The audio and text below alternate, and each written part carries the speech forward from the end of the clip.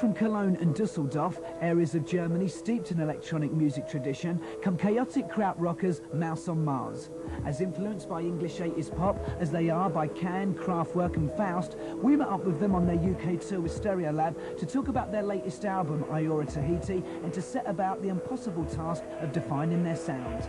It's hard to describe it. I think it's music of these days with some knowledge of what has happened before, and it's also really earth-based. We like grooves that are not like flying around somewhere with like too trance stuff or something. We like earth-based things, and dub is just a technique that makes it possible to leave spaces in music. So if you know how the rhythm is going, why not taking it away for a while, or adding something on top of it? Or not everything has to be strictly in a rhythmical rule. Things can be on top of it, or go beside it, or take another rhythm, or having a syncopation on a rhythm. And if you call this dub, then we do dub rhythms, but for us it's not really dub what we do. We don't see ourselves as a dub band. Well, Bib, the first single from this album, has got a distinct sort of jungle influence to it, you know, a real sort of like drum and bass vibe. I mean, has British jungle music made any inroads in Germany? Yeah, it has. Yeah, a lot of people like jungle in Germany, but it's the same thing. Not too many people can really stick to bands because there are just records being released, and there are not so many like stars of this music. So there's maybe Goldie coming now, and more people can stick to this kind of style because they have a person to identify with the music. Is it an exciting time in Germany at the moment, though, as far as you know, clubs are concerned, and music as well? Do you feel? I think so. I mean, there's this Raging Nation. It's but I can't see really something. Yeah, but it's still very behind, basically. When you come to London and you hear the music scene here, the jungle scene in particular, it's way ahead from what's going on in Germany. Like they get everything months and months later.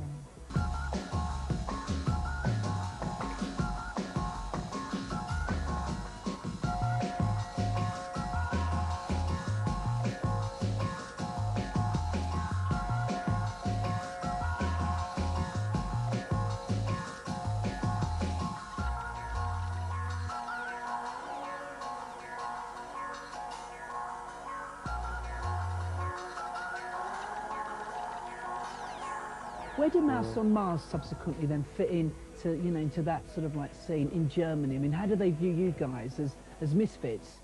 Yeah. We're the misfits. Yeah, we misfit. Yeah, Yeah, I mean, we don't fit into. If we sometimes go in a club or at a party, and then maybe some people know us and think, yeah, these people again. No, I mean, It's getting better now. Last year, nobody thought there's something with us, something going on with us. Usually what's happening is when we start playing, people think, what are they doing? And then when we finish, everybody goes, yeah, this is great.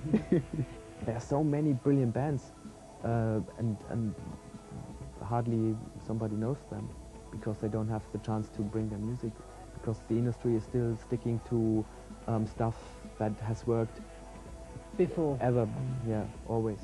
And it's always working like this, so you hardly find labels like, for instance, Too Pure, which are open-minded enough and take the risk of going with a band like Pram, like us, like Laika, for instance. And finally, I mean, it seems to me that, you know, you're one of the first electronic bands who mix humour. I mean, in the past, you know, I guess when we've sort of like thought about electronic bands, you know, we've thought of them standing behind, you know, a bank of keyboards, you know, standing there studiously like boffins almost. Is this something that you want to inspire in other bands? There have been so many bands who had humor in their music, like in the 80s. There have been bands like The Plant from Germany, or the early Andreas Dora records. A lot of the stuff, the whole new German wave, which happened in the early 80s, was about fun. We have fun with easy melodies, but it's not intentionally funny music which we want to do. Maybe we have fun doing it, but no, it's really serious. It's serious. I can tell you. Have you got a song for us just to wrap up the interview? I heard you kind of like playing with your cheeks earlier on, yeah. Sounded good to me. We do a cover version maybe then. Yeah. Yeah, okay. Okay, then we do it for you.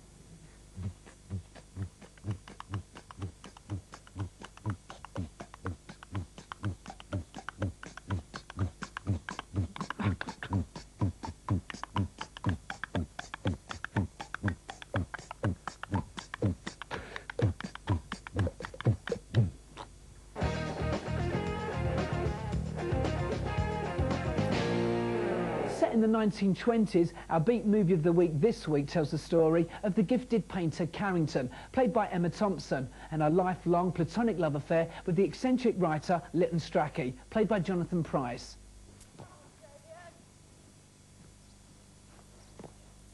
Vanessa, Yes. who on earth is that ravishing boy?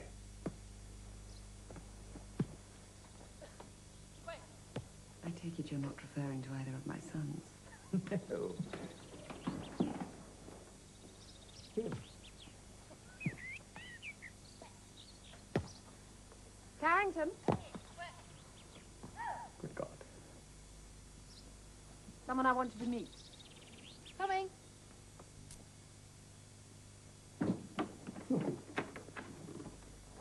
Well, how is the campaign proceeding? Campaign. The Carrington matter. I take it you're still working on her. Really, Ottilie, must you put things quite so baldly? I prefer to think of myself as an educator, rather than as a What? pimp. Oh, now don't be silly. You know as well as I do it's a sickness with Carrington. Girl of that age, still a virgin. It's absurd. I was still a virgin at her age. But that's my whole point, don't you see? So was I. Is there to be no progress? Whilst touching on their professional lives, Carrington is essentially a story of the romance between Strachey and the mop-topped, angst-ridden painter that combines slick period drama with an undercurrent of repressed sexual desire. Although an unusual account of a most unusual love affair, on the whole its lack of purpose and dependence on merchant ivory conventions made Carrington for me a little predictable.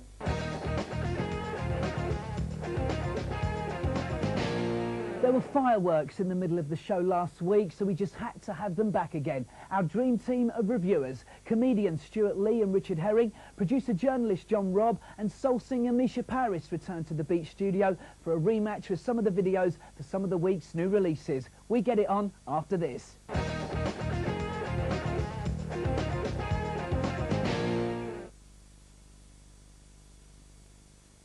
You have a good time, just call friends. You really have a good time and make new friends. 0891 24 24 24.